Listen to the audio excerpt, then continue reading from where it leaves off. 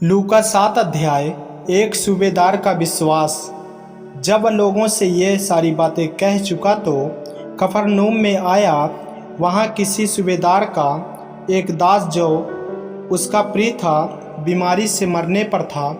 उसने यीशु की चर्चा सुनकर यहूदियों के कई पुरनियों को उससे यह विनती करने को उसके पास भेजा कि आकर मेरे दास को चंगा कर। वे यीशु के पास आए और उससे बड़ी विनती करके कहने लगे, वह इस योग नहीं कि तू उसके लिए यह करे, क्योंकि वह हमारी जाति से प्रेम रखता है और उसी ने हमारे आराधनालय को बनाया है। यीशु उनके साथ गया, पर जब वह घर से दूर न था तो सूबेदार ने उसके पास कई मित्रों के द्वारा कहला भेजा, हे प्रभु, दुख न उठा, क्योंकि मैं इस योग नहीं कि तू मेरी छत के तले आए। इसी कारण मैंने अपने आप को इस योग भी न समझा कि तेरे पास आऊं, पर वचन ही कह दे तो मेरा सेवक चंगा हो जाएगा। और मैं भी पराधीन मनुष्य हूँ और सिपाही मेरे हाथ में है। और जब मैं एक को कहता हूँ जा तो वह जाता है, और दूसरे से कहता हूँ आ तो वह आता है, और अपने किसी दास को कि यह कर तो वह उसे करता है। यह सुनकर यीशु को अचंभा हुआ और उसने मुंह फेर कर उस भीड़ से जो उसके पीछे आ रही थी कहा, मैं तुमसे सच कहता हूँ कि मैंने इज़राइल में भी ऐसा विश्वास नहीं पाया। और भेजे हुए लोगों ने घर लौटकर उस दास को चंगा पाया। विधवा के पुत्र को जीवन दान। थोड़े दिन बाद वह नाइन नाम के एक नगर को गया। उसके चेले और बड़ी भीड़ उसके साथ जा रही थी। जब वह नगर के फाटक के पास पहुंचा तो देखो, लोग एक मुर्दे को बाहर लिए जा रहे थे, जो अपनी माँ का इकलौता पुत्र था, और वह विधवा थी। और नगर के बहुत से लोग उसके साथ थे। उसे देखकर प्रभु को तरस आया और उससे कहा, मत रो। तब उसने पास आकर अर्थी को छुआ और उठाने वाले ठहर गए। तब उसने कहा, हे जवान, मैं तुझसे कहता हूँ, उठ। तब वह मुर्दा उठ बैठा और बोलने लगा। उसने उसे उसकी माँ को सौंप दिया। इससे सब पर भय छा गया और वे परमेश्वर की बड़ाई करके कहने लगे, हमारे बीच में एक बड़ा भविष्यवक्ता उठा है और परमेश्वर ने अपने लोगों पर कृपया दृष्टि की है। और उसके विषय में यह बात सारे यहूदिया और आसपास के सारे देश में फैल गई। यूहन्ना बपतिस्मा देने वाले का प्रश्न। यूहन्ना को उसके चेलों ने इन सब बातों का समाचार दिया। तब यूहन्ना ने अपने चेलों में से दो को बुलाकर प्रभु के पास यह पूछने के लिए भेजा, क्या आने वाला तू ही है या हम किसी और की बाट देखें?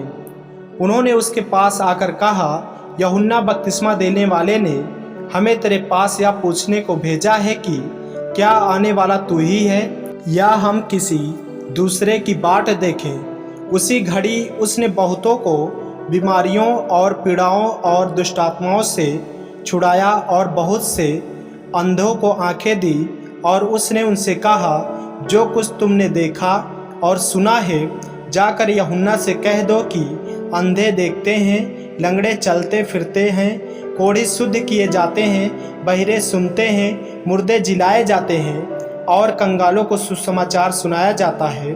धन्य है वह जो मेरे विषय में ठोकर न खाए। जब यूहन्ना के भेजे हुए लोग चले गए तो यीशु यूहन्ना के विषय में लोगों से कहने लगा, तुम जंगल में क्या देखने गए थे? क्या हवा से हिलते हुए सरकंडे को?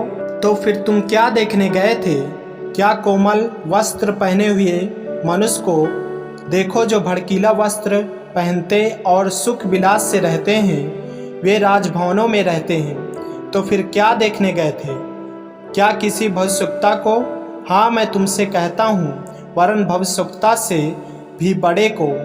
या वही है जिसके विषय में लिखा है, देख, मैं अपने दूत को तेरे आगे आगे भेजता हूँ, जो तेरे आगे तेरा मार्ग सीधा करेगा। मैं तुमसे कहता हूँ कि जो स्त्रियों से जन्मे हैं उनमें से यूहन्ना से बड़ा कोई नहीं, पर जो परमेश्वर के राज में छोटे से छोटा है वह उससे भी बड़ा है।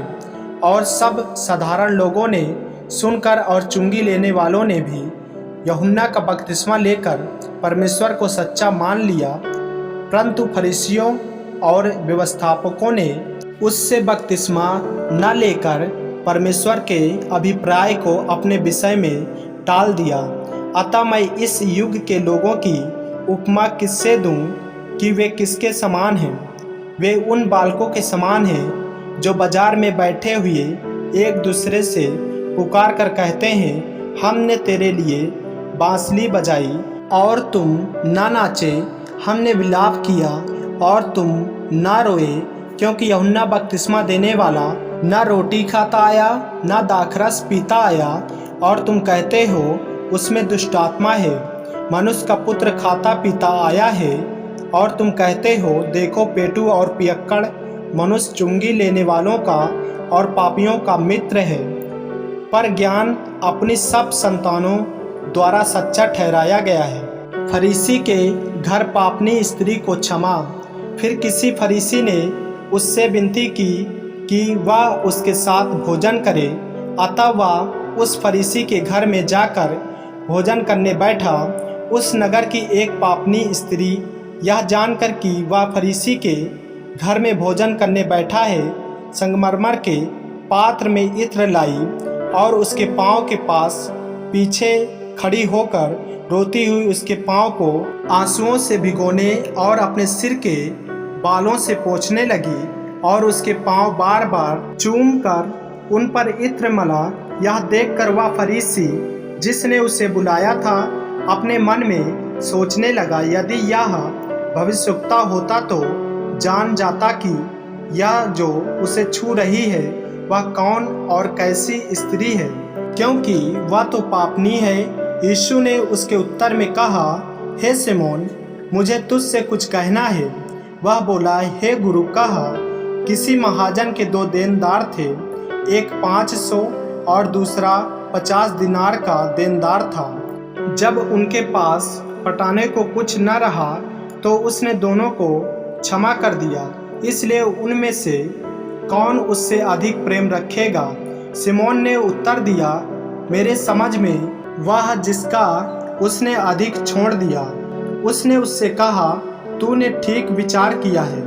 और उस स्त्री की ओर फिर कर उसने सिमोन से कहा, क्या तू इस स्त्री को देखता है? मैं तेरे घर में आया, परंतु तूने मेरे पाँव धोने के लिए पानी न दिया, पर इसने मेरे पाँव आंसुओं से भिगोए और अपने बालों से पोंछा। तूने मुझे चूमा न दिया, पर जब से मैं आया हूँ तब से इसने मेरे पाँव का चूमना न छोड़ा। तूने मेरे सिर पर तेल नहीं मला, पर इसने मेरे पाँव पर इत्र मला है। इसलिए मैं तुझसे कहता हूँ कि इसके पाप जो बहुत थे क्षमा हुए, क्योंकि इसने बहुत प्रेम किया। पर जिसका थोड़ा क्षमा हुआ है वह थोड़ा प्रेम रखता है।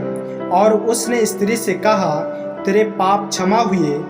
तब जो लोग उसके साथ भोजन करने बैठे थे वे अपने अपने मन में सोचने लगे, यह कौन है जो पापों को भी क्षमा करता है?